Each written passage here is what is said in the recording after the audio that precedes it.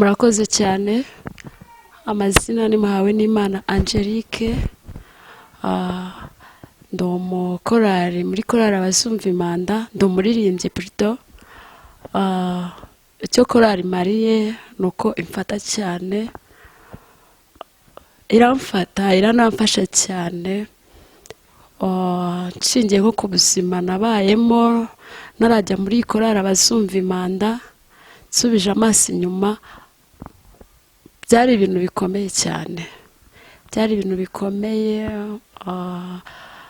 Nari ikirara cyo hanze, ndi inzererezi.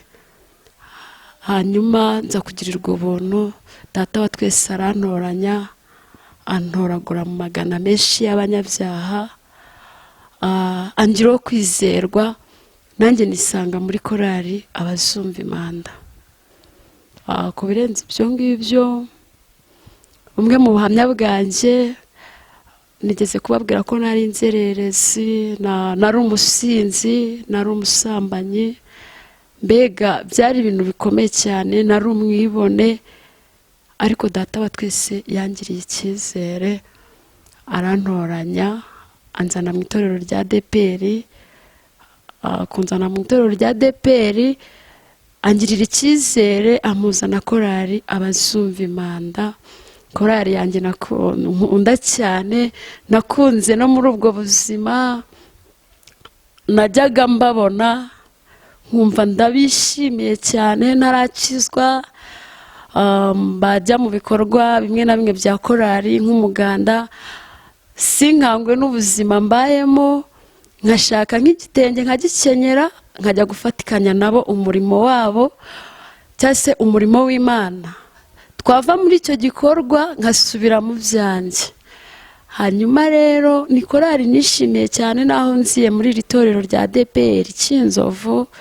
Nakunze korari abazumva impanda cyane ko yabaye ku mutima wanjye kuva mu mwaka wa 2014 nkibamenya. Byaranejeje cyane cyane, binkora ku mutima. Hanyuma mboneraho gushimira n'umuyobozi wacu wangiriye icyizere, umuyobozi wa korari abazumva impanda, wabashije kumpuza n'abaririmbyi turi kumwe kuri ubu, turi gufatanya umurimo.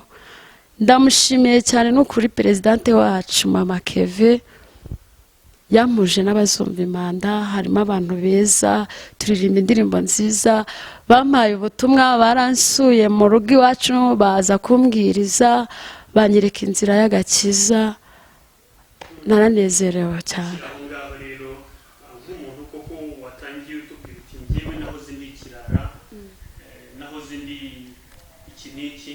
Hari benshi rero muri mu kigero kimwe nabo izi saha bakiri muri ubwo buzima. Yego.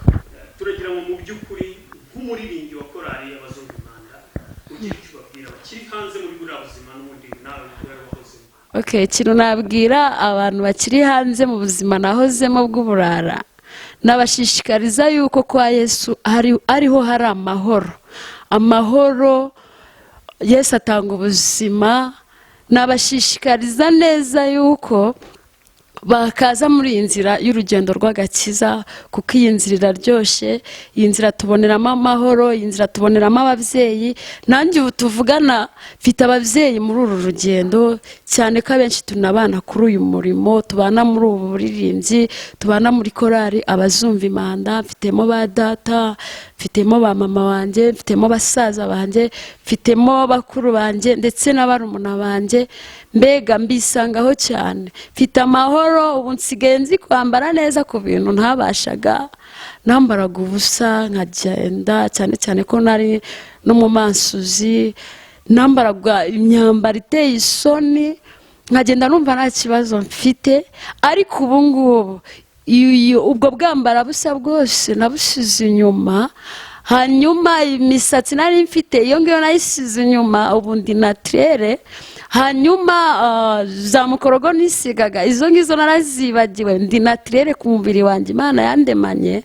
Hanyuma ku bantu bari kundeba aka kanya, iyo uvuga ugomba kwerekana n'ibimenyetso, ugomba kwerekana n'uwo wari we. Hanyuma ndabamenyesha ko kugira ngo wemere ibyo nari ndimo cyangwa se ubuzima nari mbayemo, mfite ikimenyetso cyangwa se amateka y'ubuzima nabayemo. Mfite ikimenyetso bita tatuwaje ku kuboko, ku kiganza cy'iburyo, mo murakireba mwese. Yes, ndabashimiye rero yuko korali yabashije kunyakira, ingirira icyizere ititaye kuri icyo kintu mfite ku kuboko kwanjye. Mbega biranezeza cyane kuko namaze kubaturwa.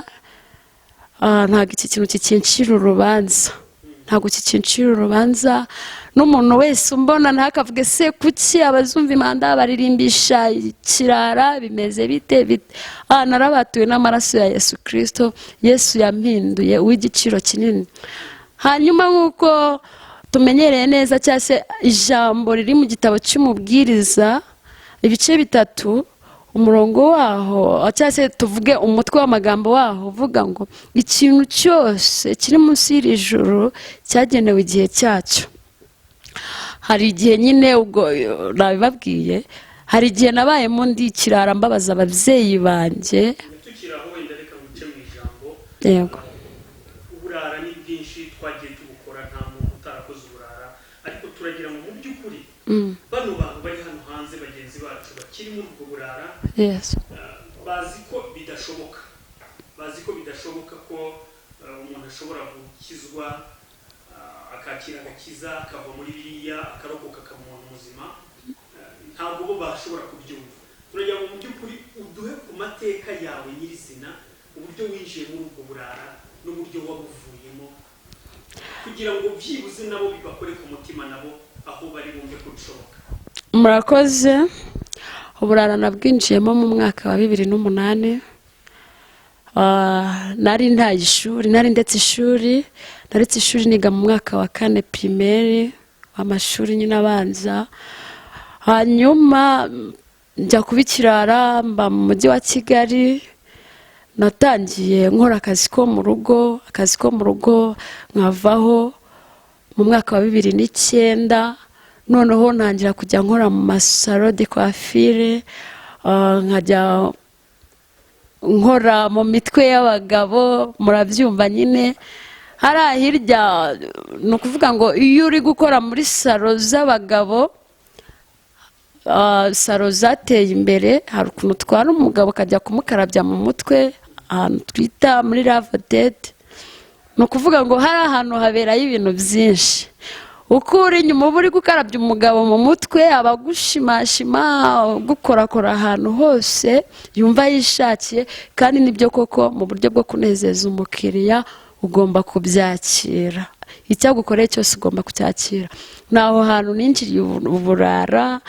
Hanyuma yo muri iyo saro nza kwinjira mu buzima bwo gukora akabari.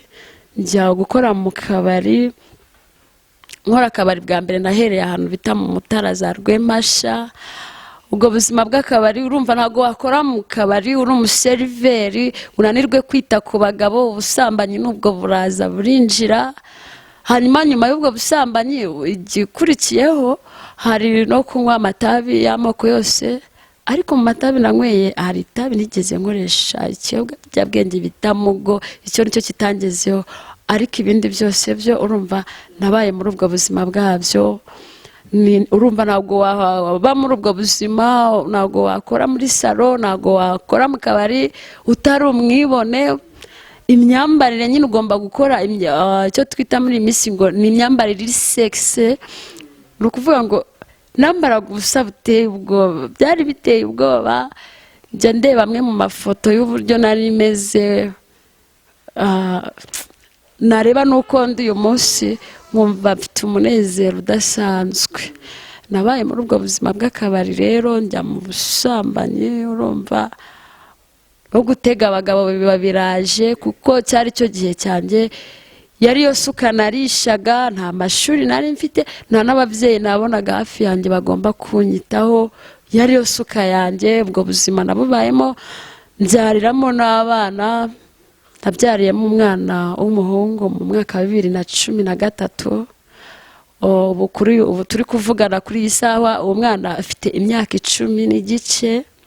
Bidateye kabiri mu mwaka wa 2016 mbyara undi mwana w'umukobwa, ubu tuvugana nawe afite imyaka 7 n'igice. Mbega ni amateka maremare. Hanyuma twihuse uburyo naje gukizwa rero, mu mwaka wa 2019 mu kwezi kwa 11 nari ndimo nigendera mu muhanda ndi kumwe na mugenzi wanjye, hanyuma duhura n'umugabo wari uvuye gusenga. Nkoresha imvugo abantu bo hanze bakunda kuvanga abarokore n'abasazi. Yari yasariye mu bya Yesu kuri uwo munsi. Hari umunsi wo kwa kane yaravuye ahantu bita muri Sinayi gusenga hano Kinzovu. Noneho duhuye arambwiriza cyane, navuga yuko imbabazi z'Imana tugiye zari zangezeho. Arambwiriza mu muhanda ari kumwe n'abandi bantu benshi, aravuga ngo umuriro w'umwami Imana uramanutse, Imana ije guhemba no guhana, hagowe abasambanyi. Mbega avuga ibintu byinshi cyane, kandi mu by'ukuri ibintu yavugaga ibyo bintu nari mbirimo, nari mbyujuje byose. Hanyuma subiye inyuma gato navuga ko kuri uwo munsi imbabazi z'Imana zari zangezeho. Nari nambaye umwenda muremure wari ugeze mu mavi. Mu mateka yanjye nibwo nari nambaye umwenda muremure ugeze mu mavi. Arambwiriza mu muhanda, amaze kumbwiriza numva nuzuye ubwoba bwinshi, mpindishwa umushyitsi n'ijambo. Hari ijambo yambwiye ntibuka igice cyase n'umurongo, ijambo riri mu Byahishuwe rivuga ngo ibyago 7 by'umujinya w'Imana ugiye gusuka ku isi. Iryo jambo nararyumvise numva ngize ubwoba bwinshi cyane, ndangije nshaka gupfukama hasi. Ariko waba yabibonye arambwira ngo tuza umutima, kuko wemeye ugahagarara mugenzi wawe uriya we yagiye. Kuko wemeye guhagarara uzaragwa ubwami bw'Imana. Kuko wemeye guhagarara ukumvira ijambo, ukumva umuburo w'iri jambo ry'Imana, wowe uzarama cyane. Cyaranejeje gusa ko uwo munsi ntabwo ariko nahereye ko nkizwe. Natahiwe n'ubuntu ariko ntabwo nakijijwe uwo munsi. Naragiye n'ubundi nisubirira muri ya kamere yanjye nari ndimo muri bwa buzima, gusa ntabwo byari cyane. Hari umuntu umwe nari mfite wari inshuti yanjye twakundanaga, uwo niwe nakomeje. Ubwo babandi benshi nyine mbashyize ku ruhande ndabareka, hanyuma nkomezanya n'uwo muntu, ntabwo muvuga amazina. Hanyuma turakomeza, akajya asura. Ubwo nahise mfata na geto mbamo hano hafi ahangaha, ndahaba, akageza kunsura akamara icyumweru. Urumva niwe wenyine nari namaze kwihebera. Ariko nawe hari aho yagiraga akanyigisha ijambo ry'Imana, sinzi biba byandenze. Yego.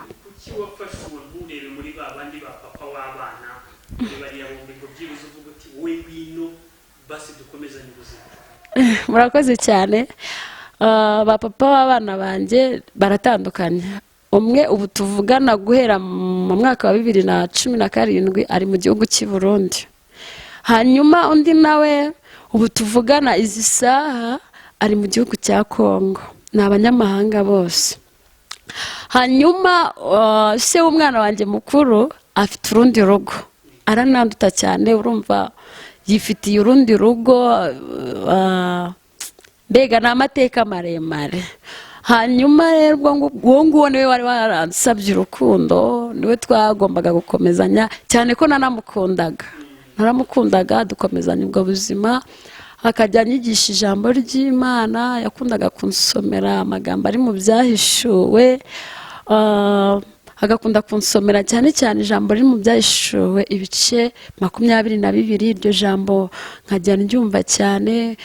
Agakomeza kongera kumbwira ijambo riri muri Zaburi ya 91 ngo uba mu rwisho rw'isumba byose, ngazama mu gicucu cy'ishobora byose. Akajya akomeza kumpa amagambo nyine akakaye mu ijambo ry'Imana. Yongera kumpa ijambo ry'Imana riri mu gitabo cy'Imigani, ari ryo noneho ryanteye n'ubwoba cyane. Ibice 7. Hari umutwe waho w'amagambo uvuga ngo inzira z'ubusambanyi zigana ku rupfu.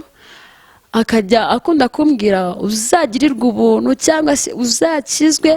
Ngewe ibi tuba dukorana mba mbizi, ni umudive, ibi tuba dukorana ndabizi cyane, nindimbuka ninjye uzaba ubigizemo uruhare, ariko nkugiriye inama wayoboka inzira y'agakiza. Ndanamushimiye cyane ahari, ni ukuri Imana ijya imuha umugisha cyane. Yaje gutaha igihe kimwe asubira iwabo aho yabaga za Kigali. Amaze gutaha nanjye ndamubwira ubu tuvugana ngiye kujya gukizwa. Ansubiza ijambo rivuga ngo numva wamaramaje uzansezerere, ntago nakomeza kugukoresha ibyaha kandi wayobotse inzira y'agakiza. Muri hangana mfite ikibazo cy'amaso, noneho birangije ikintu cyakurikiyeho, urumva nta myambaro ikwiriye nari mfite imyambaro y'abasitari, ntago nayikundaga, nta bitambaro, umusatsi nari mfite, nari narawogoshe, mfite umusatsi muke ariko nawo mwuhoza muri salo, mfite motonkisi, sanyogosho z'abasitari nari nifitiye, ariko nkunda gusokoresha cyane. Nari mfite inzara ziteye ubwoba wagira ngo nizigisiga, ariko nazo nzihoza muri salo. Urumva hari ku munsi wo kuwa gatanu tuvugana ayo magambo, agiye gutaha naramuherekeje ajya gutega imodoka muri gare. Ndaza ndaryama, ariko mu kuryama ntekereza kuri ya magambo asize ambwiye, ntekereza ya magambo wa mugabo twahuriye mu nzira yanyigishije. Hanyuma numva mpaswe no kujya gusenga, numva nshaka kujya gusenga, numva ndashaka kumenya Imana, numva ndashaka kubana n'abantu b'Imana. Ariko nsubiye inyuma gatoya, najyaga mpura n'umuntu usenga nkumva arantwika, bamwe na bamwe nkanabatuka. Ndibuka ko hari umugabo nigeze ntuka, ni umugabo waririmbaga muri korali ndi kuririmbamo, ntabwo ndi bumuvuge izina. Yigeze kumpamagara anyita izina, bakundaga kunyita Muhinde kuva mu bwana bwanjye. Ampamagaye Muhinde, numva mbwiye nyine amagambo y'Imana, ndamutuka cyane, ndamwandagaza, kuko urumva ntabwo byari ibintu rwose bindiho byo kumva yuko nasubizanye neza. Muri make umuntu ukora ibikorwa by'urukozasoni nta paruda aba afite mu kanwa ke, haba hanyerera, reka mvuge gutyo, hafite amagambo ateye ishozi. Hanyuma naje kumva ngomba gusenga cyane, numva nangiye noneho kumva ko nabona abantu b'Imana bakamfasha gusenga. Hari kuwa gatanu icyo gihe, nibyo ndi kubabwira, naryamye numva mfite ubwoba bwinshi, ariko matwa no gusenga, kandi mu by'ukuri ibyo nasengaga nta n'ibyo narinzi. Ariko ndibuka mu magambo makeya nasenze mvuga ni Mwami Yesu, nimba ubaho koko ukaba uri umwami w'abami, nanjye ndakwinginze umbere umwami, umpa amahoro yo mu mutima, kuko niyo nkeneye. Ikindi, nimba ubona nkwiriye ikamba ry'ubugingo koko, umpa agakiza kawe. Hanyuma mu bindi ngusaba, unyigishe kwambara neza no gusa neza, ubundi unjyane mu nzu yawe aho ushaka. Ndavuze ayo magambo, ndaryama, mbasha kubona ibitotsi. Ariko bigeze nko mu masaha ya 8 ndongera gukanguka, ndongera ndara nicaye, mbega ubwoba bukomeza kunyica. Hari ikintu cyanteraga ubwoba cyane iyo bavugaga ngo umuntu yapfuye runaka. Naribazaga, uyu muntu agiye he? Ese uyu muntu azabona ijuru cyangwa azarimbuka? Nkahora ntewe ubwoba cyane n'urupfu rwa kabiri ruzabaho. Bakundaga kuvuga ngo ni umuriro, ngo utazima, nkumva uwo muriro nyine ni ikintu cy'ikibazo kuri njyewe. Bwarakeye mu gitondo cyo kuwa gatandatu, nyoboka ahantu hamwe hari icyumba cy'amasengesho, ntabwo ari ngombwa ko mpavuga. Narabanjije njya gutira mama wanjye, njya kumutira ijipo, kuri ubu ngubu abantu bita ngo ni za rumbiya.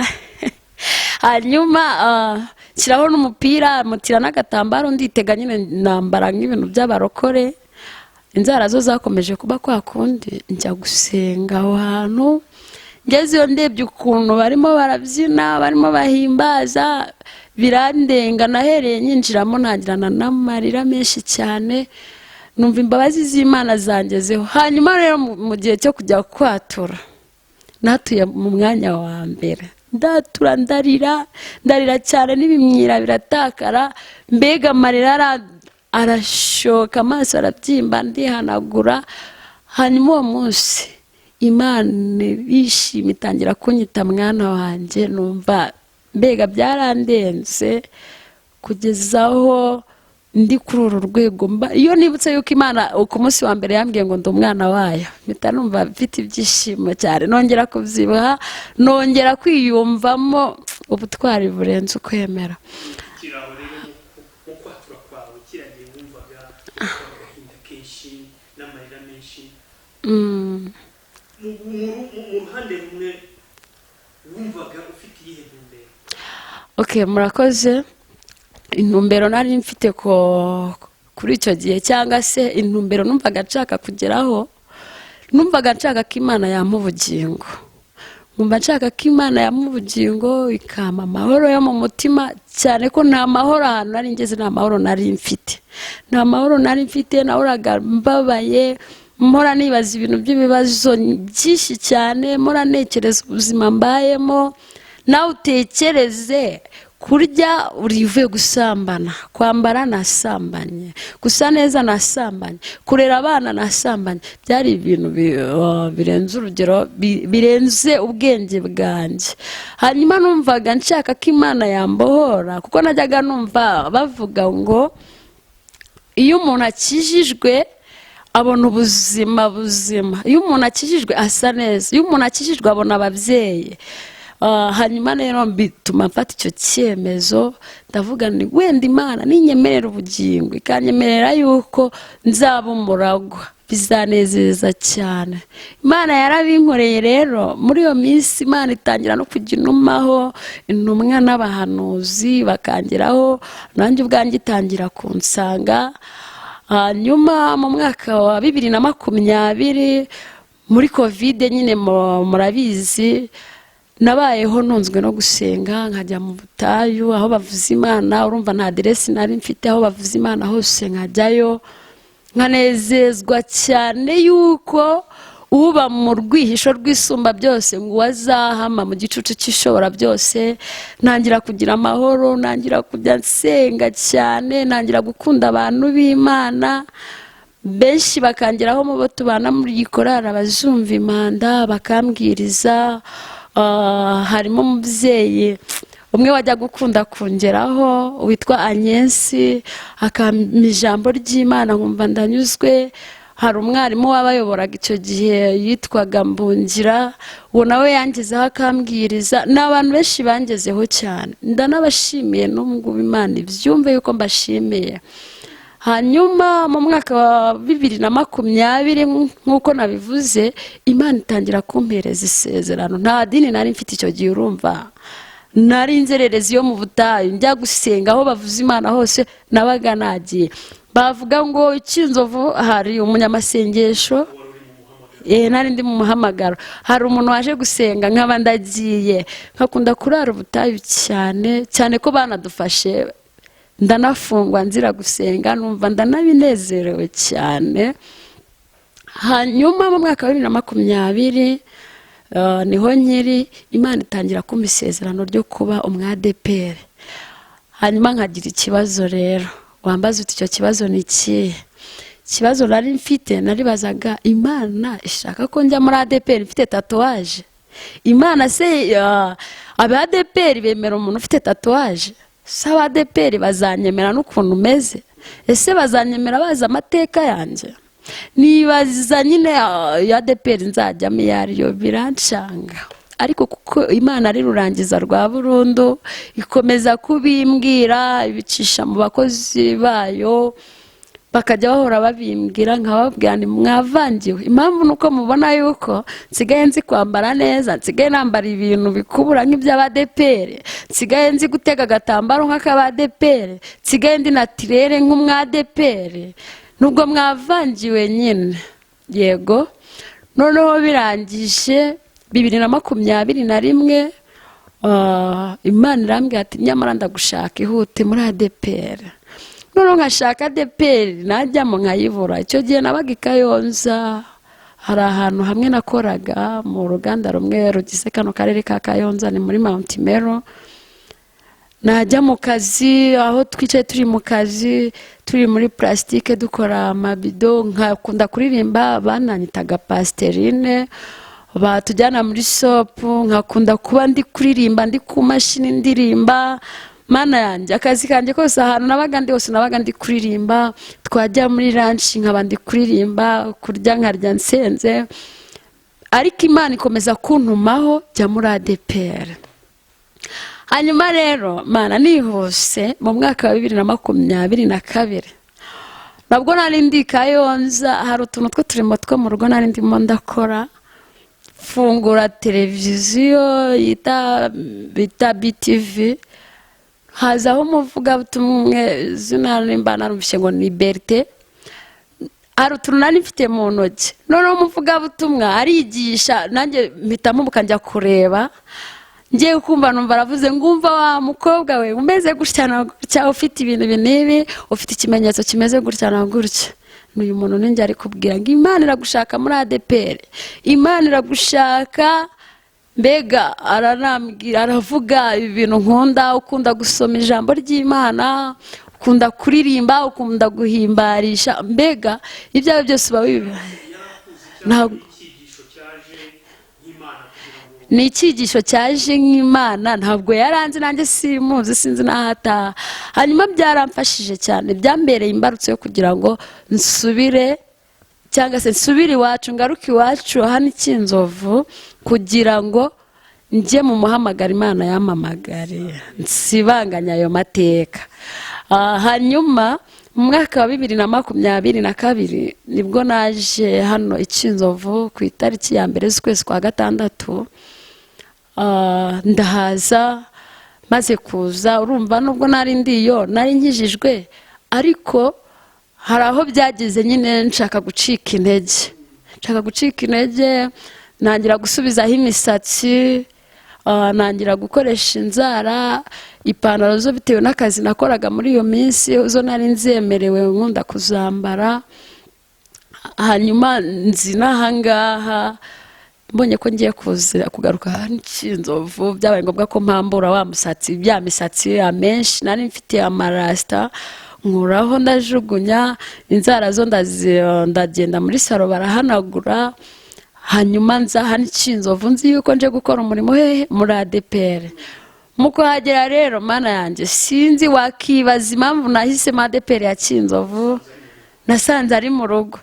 Uribaza i Kayonza aho nari ndi hari ADPR, uribaza Kabarondo hari ADPR kuri paruwasi yacu, uribaza hari ADPR yo kwishimwe. Ariko Imana ishima yuko nza gukorera umurimo w'Imana muri ADPR ya Kinzovu. Naraje numva baranejeje, ndibuka ninjiye nakererewe, urumva habagaho amateraniro abiri, nsanga korari yanjye ndi kuririmba muri munsi niyo yaririmbye. Hari indirimbo baririmbye ivuga ngo igihe wari mu Egiputa ngo narakubonye ndagukunda, mpitamo kugutoranya ngo uzumeshe icyubahiro. Iyo ndirimbo narayikunze, numva ndanezerewe cyane. Hanyuma numva sinzi ukuntu nabivuga, numva birandenze, bitamfata umwanzuro wo kuguma. Ndibuka bakiriye abashyitsi, ndahaguruka ndivuga, maze kwivuga ndababwira ni kandi ubu naje nje kuko mfite isezerano rya ADPR. Abantu bose barishima. Hanyuma nkomeza gusenga nk'umukristo usanzwe nyine waje kwivumbira. Hanyuma Imana iza gukoresha mu mwana umwe w'umuhanuzi wo kuri iri torero, ambwira yuko kwakirwa kwanjye ari vuba cyane. Imana yangiriye imirimo n'ibitangaza, baranyakira cyane ko byambereye n'umunsi udasanzwe. Ubwo abandi babakirira hano ku itorero iwacu Kinzovu, njye nagiye kwakirirwa muri paruwasi. Nabaririmbye ndi kumwe nabo uyu munsi bakomeje kunshishikariza umurimo w'Imana, bangeraho tebuka. Bamwe nkababwira nzabanza mbisengere, nubwo mbakunda ariko ntabwo napfa guhita nza ntarabanza gusenga ni ibya mbere.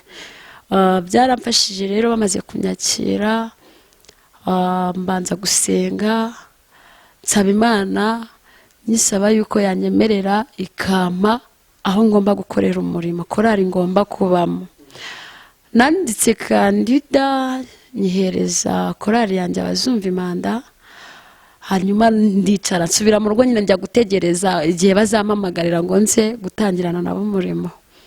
Igihe cyarageze nyine, nubwo nabahaye kandida ibanza gutindaho, ariko nabwiye Imana ndayibwira nti buretse guhita umereza igisubizo cyihuse, bubahugishije babe baretse, hanyuma mbanze menya amakuru y'abantu ngiye kwinjirana nabo, menya amakuru y'abantu tugiye kubana muri ubu buzima, muri uru rugendo rw'agakiza, uru rugendo rw'uburirimbyi.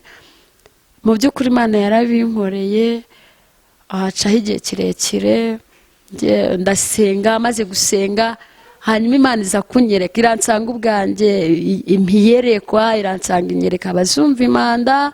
Ntabwo ibyo nabonye turimo turafatanya ntabwo ndi bubivuge, n'ibanga ryanjye nabo. Imana inyereka ko ari umunezero muri korari abazumva impanda, itangira kunyerekamo n'ababyeyi. Urumva niba arampamagara ngo nze muri repetisiyo, itangira kunyereka bamwe mu babyeyi banjye, nkayibaze se Mana bizagenda bite kunyohereje muri iriya korari, kandi urwego iriho ko ari urwego rushimishije, nzabasha gufatanya nabo umurimo gute nta kazi mfite, nta kintu nkora? Ariko Imana itangira kumpumuriza, inyoherereza ababyeyi, bamwe baransanga bakajya banganiriza, baransanga bakampa amakuru yo muri korari, banyereka inzira z'ukuntu nzabigenza. Nukuri numva ndanezerewe. Igihe kiragera abantu maho nza gutangira umurimo wa repetisiyo, nza mu marepetisiyo. Umunsi wa mbere banyakiriye muri korari nje kurepeta bwa mbere, narishimye, naririmbiye ku murongo w'imbere nyine ndaharepetera, ndibaze se ni njyewe urimo hano mu bazumva impanda. Byaransekeje cyane. Uwo munsi uyundeba wagira ngo ni Imana yavuye mu ijuru iza mu isi. Byaranejeje. N'umuntu mbajije bimeze bite, ndi umuzumva impanda, witwa nde? Ndi umuzumva impanda. Ntangira kwiyitirira izina ry'abazumva impanda. Hanyuma mu kwezi kwa 12 nibwo nakiriwe kuba umuririmbyi noneho burundu, aho bagiye hose ngomba kugendana nabo. Ku cyumweru nkaririmba mu materaniro. Nakiriwe n'abagabo beza cyane ndetse n'abamama beza. Nakiriwe n'umutoza wacu, yaranantoje neza, ndanamushimiye. Anyereka umurongo ngomba kuririmbiraho, antoza neza kuririmba, mbyisangamo. Niyo ndirimba mba numva ndi kubifiringa kuko ni ibintu nkunda.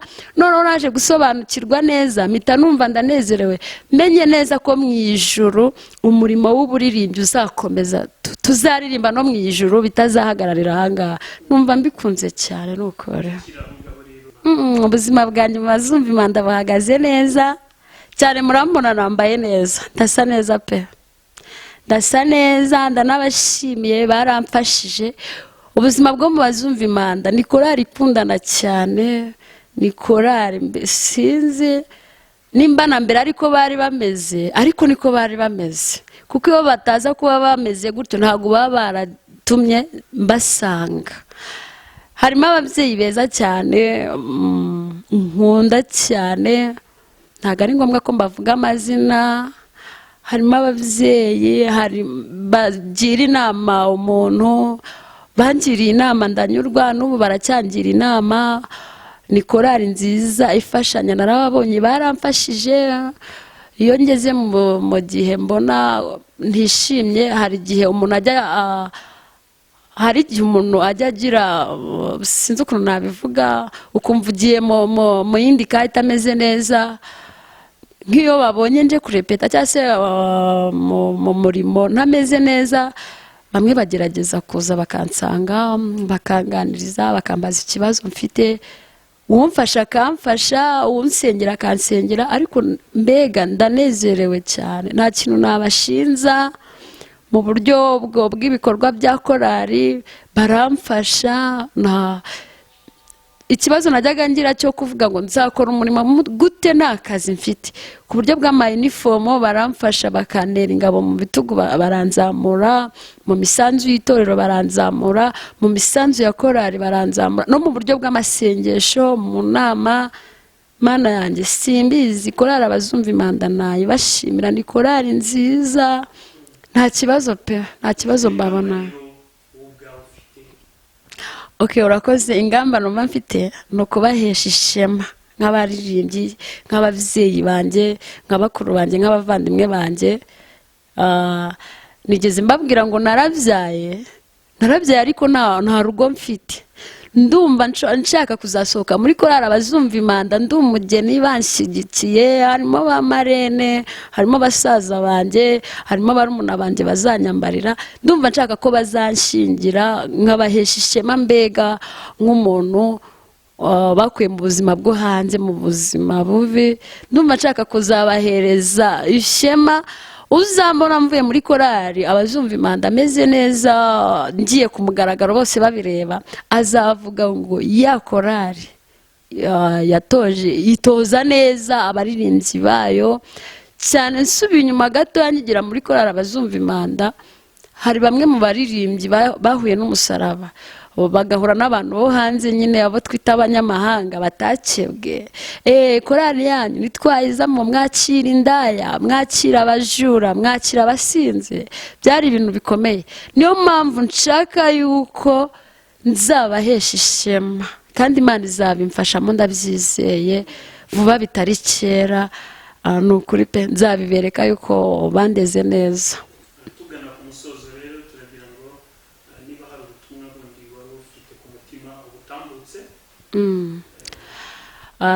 Ubutumwa nari mfite cyangwa se ubutumwa mfite ni uko nahamagarira benshi gukizwa.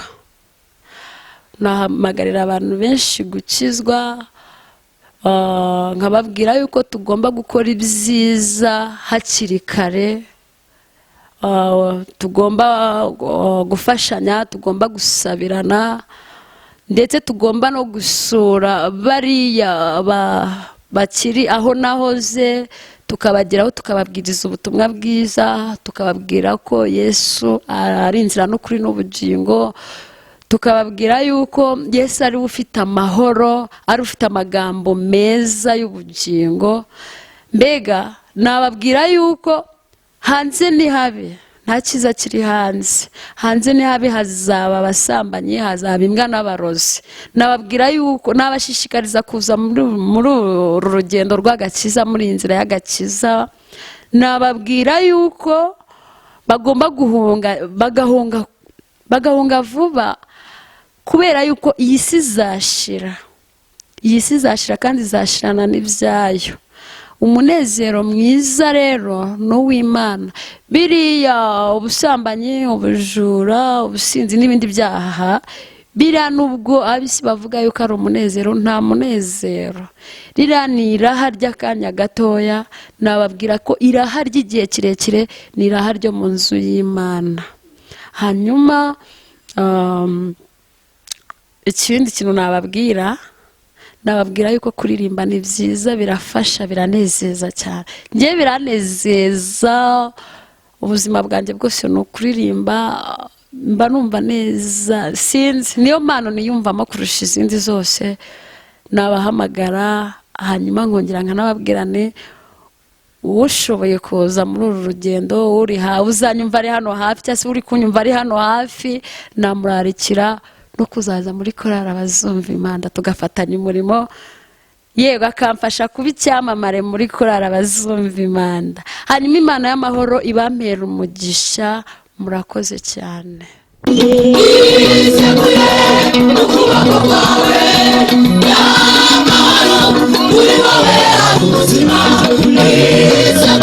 Ubuzima